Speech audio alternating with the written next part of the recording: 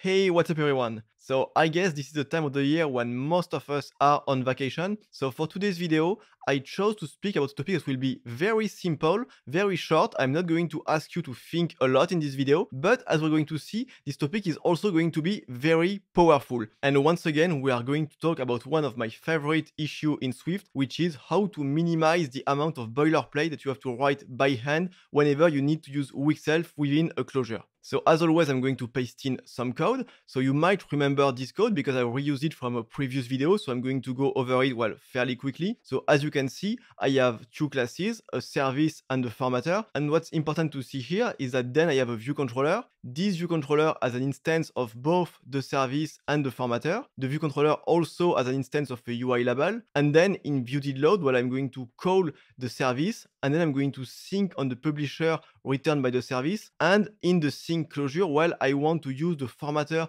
to format the data and then display it on the label. So as you can see in the closure, I am using weak self in order to prevent a retain cycle. And as you also know, if you've been following the channel for some time, you know that I don't really like this line of code, or rather it's not I don't like it, but it's much more the fact that I don't like the fact we have to write it by hand every time. It's the typical example of a boilerplate code that is always the same, and basically, you just want to find a way to generate it automatically. And as it turns out, within Xcode, there is a way to actually remove the amount of work we have to do in order to add this line to our code. And the way to do it is, to select the line, so like this, then do a right click on the selection and click on create code snippet. So as you can see, it's opening a new window, and in this window, you can see first all the snippets that are available by default within Xcode, so all the built-in snippets, and then you can see that my code, so my custom code, has been added as what we could call, a custom code snippet. So first I have to give it a name, so I'm going to call it,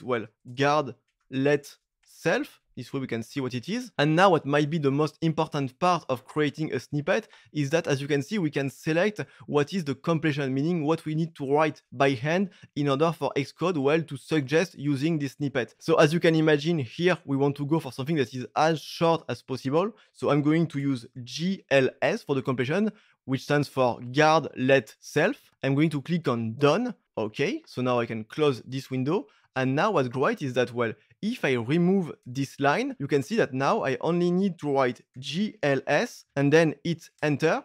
And that's it. Xcode has automatically expanded this into the code snippet, and my line has been added with a very minimum level of effort. And that's it. That's actually all for this video. So you can see I was honest when I was telling you that you would not need to think a lot in this video, because what I've shown you, is quite easy. It's just how to use a built-in feature of Xcode, the built-in feature that lets us, create custom code snippets. But you can also see how incredibly useful this feature is, because now that we have created this code snippet, which by the way only took us something like 1 minute, now every single time that we need to add this very familiar line, guard let self equals self else return, we just need to hit 4 keys on the keyboard, and that's it. The line will be automatically expanded for us by Xcode. Thank you all for watching this video. Enjoy your vacation if you are taking some, and see you next time.